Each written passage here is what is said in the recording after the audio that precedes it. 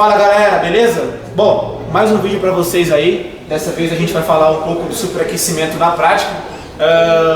Como prometido no vídeo passado, nós fizemos um vídeo falando do superaquecimento na teoria, né? E dessa vez vamos fazer um vídeo falando um pouco do superaquecimento na prática, ok? É muito importante, diante de assistir esse vídeo, você assista o vídeo anterior, né? Que no vídeo anterior nós estamos falando do superaquecimento na teoria, né? Então estamos falando das técnicas de superaquecimento, como medir, cálculos, fórmulas e para que serve o superaquecimento, ok? E na aula de hoje, no vídeo de hoje, nós vamos falar do superaquecimento na prática, ok? Beleza. Galera, antes de a gente começar a fazer a medição do superaquecimento, eu quero mostrar para vocês algumas ferramentas que são importantes na utilização de fazer superaquecimento, ok? Nós temos aqui um termômetro de 5 pontas, conhecido como termômetro penta, ok? Nós temos aqui um multímetro, certo? Nós temos um manômetro, beleza? Chave inglesa, alicate de corte universal, se preciso for, uma chavinha de fenda, se caso necessário, certo? Fita Hellman, fita isolante. Importante também vocês terem uma régua de conversão. O que seria essa régua de conversão? Uma régua que vai converter pressão para temperatura. Inclusive nos meus vídeos, no meu canal, tem lá eu explicando como é que funciona essa régua de conversão e como é que se faz a conversão de pressão para temperatura, ok? Muito bem. Nós temos aqui o equipamento do modelo piso-teto, certo? Por que esse modelo é o modelo piso-teto? Porque esse tanto pode estar lá no piso como ele pode estar lá no teto. Nessa situação aqui, nós temos a seguinte situação: o ar quente entra por cima, ok? Ele passa por um sistema de filtragem, beleza? Esse ar quente ele vai entrar em contato com a serpentina do evaporador, que por ela circula um fluido refrigerante em baixa pressão e baixa temperatura. Todo o calor vai ficar retido no fluido e aqui vai sair um ar gelado. Então aqui nós temos a entrada e aqui nós temos a saída. E nós temos uma unidade condensadora. Logicamente que aqui uma situação bem didática, não é uma situação prática de campo, mas é uma situação que é mais para explicar para vocês como é que funciona o superaquecimento, ok? Muito bem. Antes de a gente começar a medir o superaquecimento, é necessário que vocês tenham em mente que a máquina ela tem que estar limpa, certo? Com a ventilação funcionando, tudo certinho, em local adequado. Não adianta eu querer medir o superaquecimento se a máquina está assim as suas condições originais, como talvez ventilação alta, ou ventilação baixa, ou então de repente o condensador não está muito quente, ou a máquina muito suja. Então, antes de fazer a medição do superaquecimento, certifique-se de que a máquina está funcionando, certo? Dentro dos seus regimes, ou seja, ventilação adequada, em lugar ventilado, máquina limpa e assim por diante, beleza? Então agora, eu vou fazer o seguinte: eu vou começar a instalar os meus manômetros e termômetros no meu equipamento a tal ponto de medir o superaquecimento. E junto com o superaquecimento nós vamos também medir o insuflamento e retorno. O que seria o insuflamento e retorno? A diferença de temperatura de entrada e de saída. E nós iremos falar no vídeo como é que a gente faz isso, ok? Bom, primeiro passo, vou utilizar um óculos de segurança aqui, ok? E vou instalar o meu manômetro de baixa, certo? Na minha válvula de baixa, que seria, vou medir o que? A pressão de sucção, ok? O aparelho ainda está desligado, ok? Vou instalar aqui. Então aqui eu tenho o manômetro, né? O manômetro aqui de mangueira. E aqui, com o equipamento desligado, instalei meu manômetro. E aí ele está marcando a pressão com o equipamento desligado, cerca aproximadamente de 120 PSI, ok? Muito bem. Vou instalar os meus termômetros, como estava na aula teórica lá, né? Vou instalar meu termômetro na linha de sucção. Aqui eu tenho um termômetro com 5 pontas, certo? Cada vez que eu selecionar aqui, eu vou trabalhar com uma ponta. Nesse caso, para medir o superaquecimento, eu vou trabalhar apenas com uma ponta, que é a ponta S1, ok? Então eu vou instalar o meu termômetro aproximadamente 10 centímetros da entrada da válvula. Então eu vou pegar aqui aproximadamente 10 centímetros, que é mais ou menos, vamos lá, já está até aberto aqui, 10 centímetros aproximadamente aqui. É muito importante a posição do meu termômetro. Não recomendo que vocês coloquem o termômetro nem em cima e nem embaixo. Por quê? Se eu colocar em cima, ele vai medir falsas temperaturas. Então, para me ter uma precisão melhor na medição de temperatura, sempre coloque na posição de 3 horas. Sempre coloque na lateral melhor na medição de temperatura. Então, galera, nunca em cima e nunca embaixo. Eu sempre vou pegar na lateral do tubo, ok? Com auxílio de uma fita isolante, vou prender aqui o meu tubo. Vai aqui na posição, então, aproximadamente de 3 horas.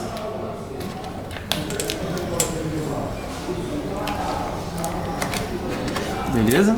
E para que não haja interferência da temperatura externa, eu vou fazer o que? Eu vou isolar ele bem, tá? Para que não haja interferência da temperatura externa com o meu sensor. Então, sempre é importante que eu isole bem ele para que não tenha interferência, ok? Então aqui, vou fechar bem aqui, vou pegar mais uma fita Hélio. Ó, maravilha. Mais uma fita. Muito bem. Show. E mais uma fita aqui para garantir bem aqui que ele não vai sofrer com a temperatura externa. Então, beleza. Legal? Bom, nesse momento agora, o que eu vou fazer? Eu vou ligar o meu equipamento, certo? Para começar a fazer as leituras. É importante que eu sempre ligue ele na ventilação alta, certo? Então sempre vou deixar o meu evaporador no modo de ventilação alta para garantir uma máxima troca de calor, ok? Então sempre vou ligar o meu evaporador em ventilação alta. Coloco ali uma temperatura de 16, 17 graus, ali, temperatura mínima ali, né? Permitida pelo controle remoto, para até que mesmo que ele não venha desligar de repente por alguma temperatura baixa que o sensor venha reconhecer, ok? Então ele está numa temperatura baixa, beleza? Ventilação alta, tá? E aí eu vou esperar uns 10 minutinhos ele ligar, tá? Para ele trabalhar bem, fazer o funcionamento dele, e aí vamos fazer algumas medições de funcionamento do equipamento, beleza? Eu vou colocar aqui para vocês a fórmula do superaquecimento. Logicamente que isso tem nas aulas teóricas, mas também vamos colocar aqui também na aula prática para fazer o cálculo. Então, superaquecimento é igual a quê? Temperatura de sucção menos temperatura de evaporação. Sendo que temperatura de sucção é a temperatura medida com o sensor no tubo de sucção. E temperatura de evaporação nada mais é do que a pressão convertida em temperatura. Através desse cálculo eu vou obter uma diferença, e essa diferença é dada como superaquecimento, que é a temperatura de sucção menos temperatura de evaporação, ok? Esse equipamento, pelo manual, ele fala que ele tem que ficar com superaquecimento de 5 a 7K, ou seja, a diferença de temperatura de sucção e temperatura de evaporação tem que ficar entre 5 a 7K. Muito bem? Isso tem falando lá nos vídeos na aula teórica. Quem quiser assistir, é só entrar lá na lista de vídeos lá. Eu vou deixar lá embaixo lá um link da aula teórica de superaquecimento. Beleza? Então, tá aqui a fórmula. Temperatura de sucção é a temperatura medida com o tubo através de um termômetro, beleza? E temperatura de evaporação nada mais é do que a pressão convertida em temperatura, beleza? E, juntamente com isso, eu também vou fazer a medição de insuflamento e retorno, que nada mais é do que a temperatura, a diferença de temperatura de entrada e saída, ok? Então vou colocar aqui um sensor na entrada.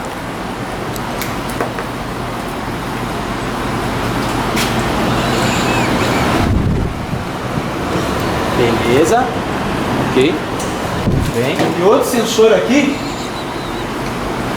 na saída.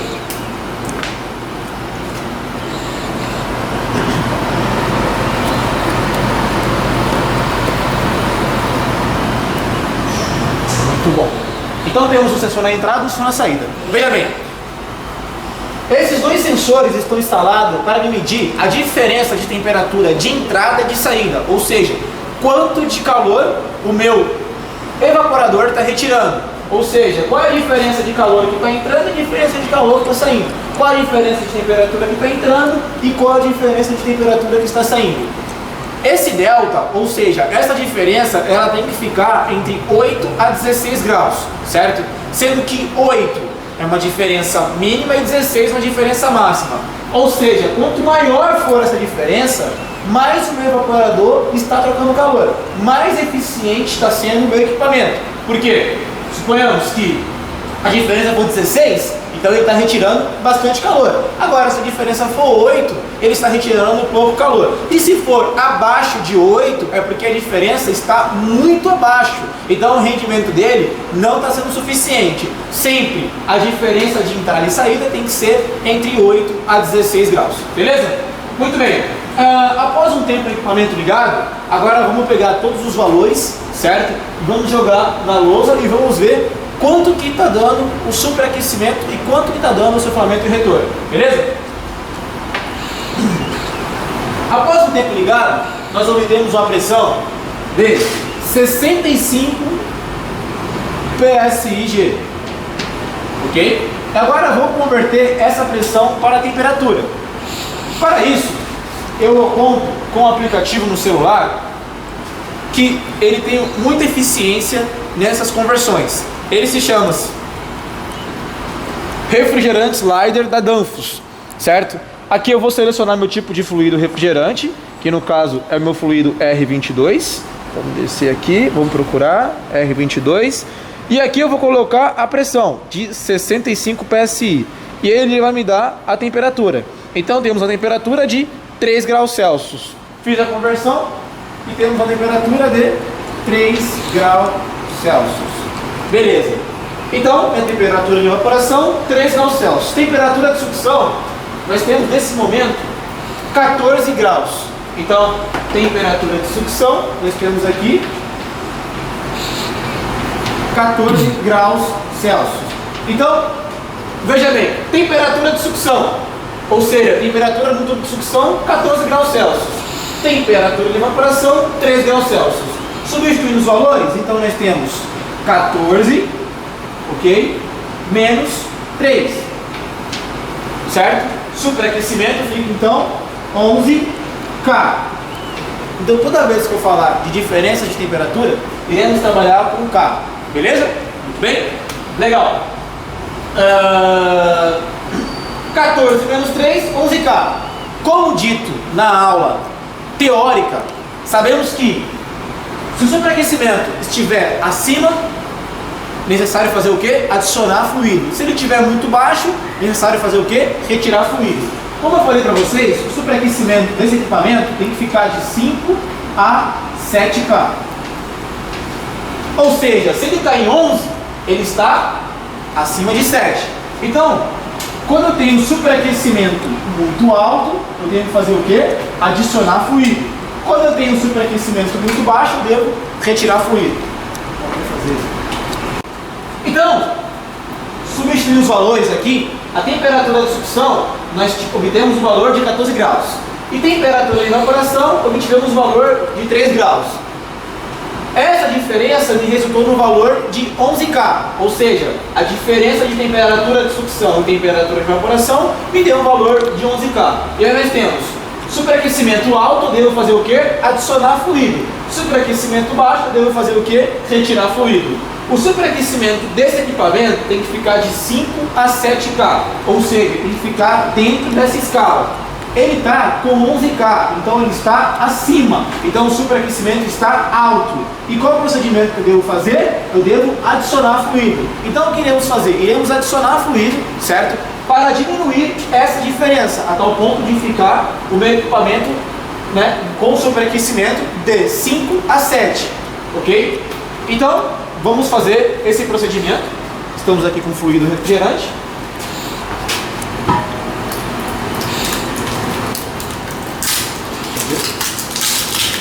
Vou adicionar um pouco de fluido.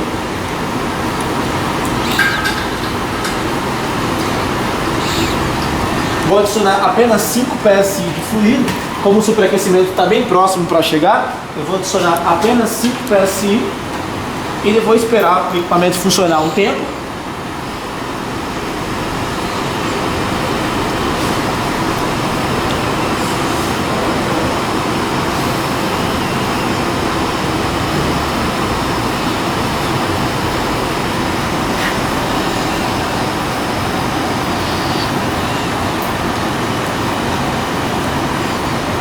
Beleza.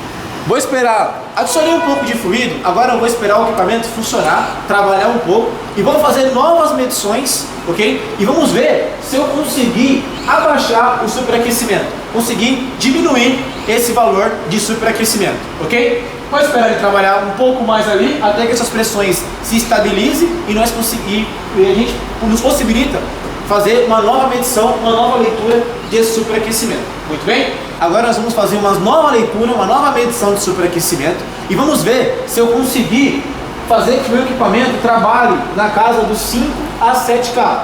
Como falado anteriormente, ele está em 11K, então o superaquecimento está muito alto. Então o que nós fizemos? Adicionamos fluido para diminuir essa escala, para diminuir esse número, como está muito alto, de 11 a tal ponto de ficar entre 5 a 7. Após 5 minutos ligado, vamos fazer novamente umas leituras de pressões.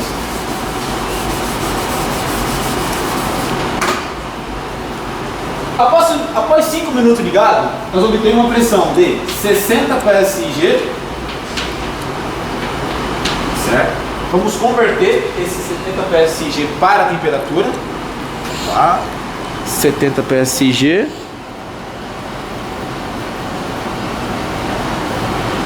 70.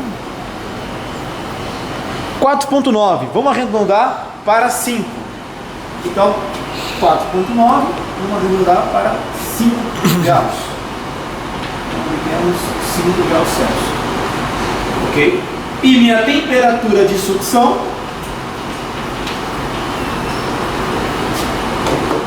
obtivemos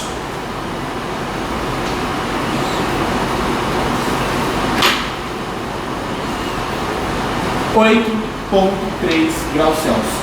Arredondando aqui, galera, 0,3 eu vou arredondar para 8 graus, ok? Para ficar mais fácil os nossos cálculos. Então, 8 graus Celsius.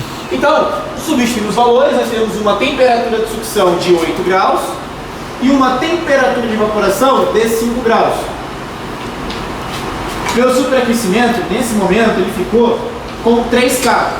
Ou seja, agora o superaquecimento ele ficou muito baixo. Propositalmente eu provoquei isso para vocês verem agora como é que eu faço no caso de superaquecimento estiver muito baixo. Naquele caso estava muito alto, o que eu fiz? Eu adicionei fluido. Nesse caso, o meu superaquecimento está muito baixo. Então o que eu devo fazer? Eu devo retirar fluido. O procedimento mais correto para retirar fluido seria através de uma recolhedora. Eu estou recolhendo aos pouquinho em pouquinho esse fluido refrigerante para não soltar esse fluido, uma substância química que agride a nossa atmosfera. Então, o procedimento mais correto seria eu fazer o quê? Recolher ele, tá? E não soltar na atmosfera, ok? Vou retirar um pouco de fluido refrigerante e após alguns minutos iremos deixar novamente ligado para fazer alguns testes no equipamento, beleza? Bom, galera, após alguns minutos ligados, fizemos a retirada do fluido refrigerante, fizemos o procedimento de recolhimento do fluido refrigerante e após alguns minutos dele ligado, obtivemos a seguinte situação. A pressão de sucção, ela se manteve em 65 psig, que convertendo me deu uma temperatura de 3 graus Celsius. A minha temperatura de sucção me deu 9 graus Celsius, ou seja, convertendo isso daqui, eu tenho 3 graus, a temperatura do tubo de sucção de 9 graus, fazendo os cálculos, então tivemos 9 menos 3, ok? Com uma diferença então de 6K. Como eu falei para vocês, o nosso superaquecimento desse equipamento tem que trabalhar de 5 a 7K. 6K ficou dentro do superaquecimento aceitável pelo fabricante, ok? Nessas condições, eu estou garantindo que o meu equipamento está trabalhando nas condições ideal, a minha carga de fluido refrigerante está correta para o meu equipamento, ok? Não danificando e tendo danos para o compressor, ok? Então, sempre é muito importante eu fazer a medição do meu superaquecimento para garantir que meu equipamento vai trabalhar dentro das suas condições ideais de trabalho. Dessa forma, protegendo o meu compressor e garantindo uma total eficiência do meu equipamento, ok? Agora iremos falar sobre insuflamento e retorno. Nada mais é a diferença de temperatura de entrada e de saída do meu evaporador. Com isso eu vou saber a quantidade de calor que o meu evaporador está retirando do ambiente, ok?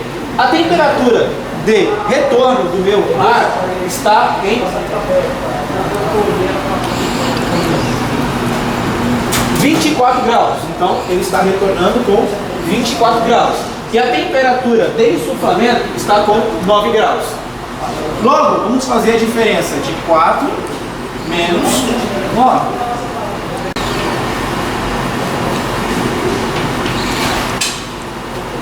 Vejamos.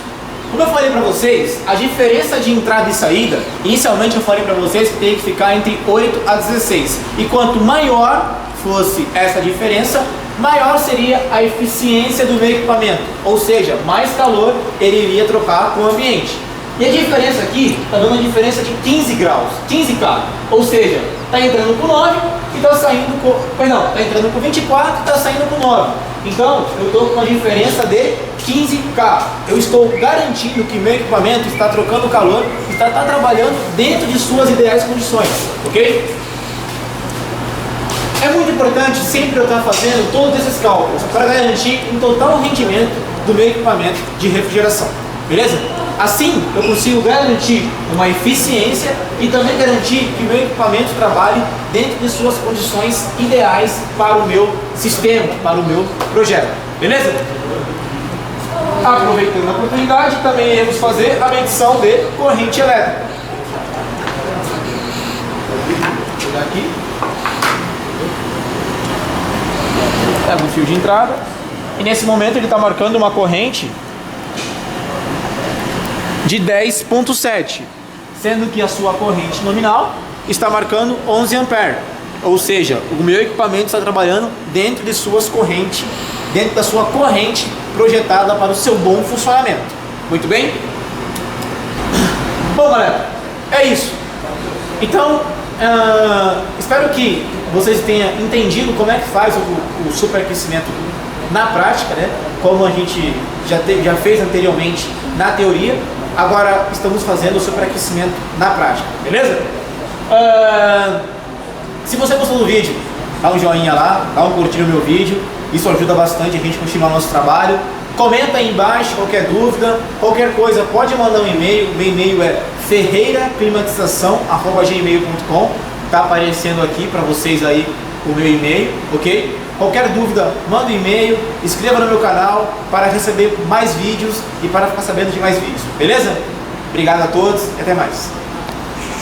Mais do que eu preciso de um termômetro penta, vou instalar na temperatura de sucção, preciso do meu manômetro para medir a pressão de sucção, beleza?